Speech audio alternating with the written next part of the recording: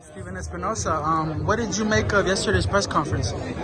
Well, look, there's a little bit of a delay. I think everybody got a little bit tired of waiting, but once everybody got there, we saw the energy, we saw the excitement, we saw two guys who are clearly stars in the sport. You saw the charisma, and they're both sort of none of them's gonna they're not the screaming types, they're not any of that, but they're both very quietly confident in what's going to happen. Mm-hmm. One of the takeaways was the height difference. It wasn't that big, I think I expected Ryan to maybe look a little more taller. He didn't. What did you make of that? Yeah, 3 or 4 inches, but look, as much as the height, it's the length, in the reach. That it's going to be a challenge. You combine the height, the length, and the speed, and Ryan Garcia is a very tough opponent. Mm-hmm. Yeah, I gotta ask you, I was a little surprised also to see Leonard Levy there, being that Gervonta Davis had announced his split with Mayweather Promotions. It's pretty cool that he was there. How does that benefit the promotion and helping the pay-per-view be a financial success? Yeah, look, everybody likes to write about scandal and and sort of splits and fights, but the reality is there's been a long relationship. I know Tank is grateful for what Mayweather Promotions has done. There's still a relationship there. They're still going to support. They'll still be part of the event. So I think it's all great. But at the end of the day, the focus really is on these two fighters. And that's really what's going to sell this thing. Yeah.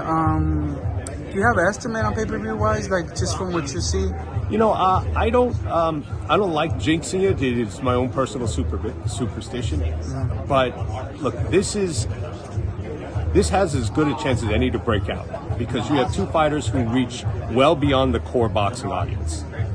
These guys bring in people who don't pay attention to any other boxing match, the year. So this is one of those situations where 2 + 2 equals a lot more than 4, because this is one of the best matchups in boxing. Two young stars in their prime that we've seen in a long time. Mm-hmm. The winner will obviously be elevated to being that much of a bigger pay-per-view draw, right? I think it's one of those that I don't think there are any losers. Obviously, someone's going to have to lose the fight, but I think this is such a big event that both of them come out as bigger fighters. Mm-hmm. Steven, what do you think of what occurred yesterday in Miami with Jake Paul and Floyd Mayweather? I know both of them been on your platform. Maybe that's a fight you're going to be promoting in the future. But what can you tell us about what's going on with that? It would be intriguing. We did a massive event with Floyd and Logan Paul a couple years ago. I'm sure Jake would like to get revenge for his brother and come off performance. Jake's a lot more experienced than Logan was at this time. I think it's an intriguing fight. And so if that's what Floyd wants to do, then we're behind him 100%. Floyd did, man. Floyd, one more, guys. What you think of the video where he was running?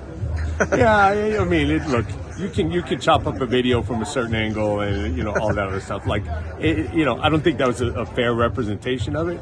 But look, it's good content. It makes for a lot of buzz on social media. Cool. Thank you, Stephen. Okay.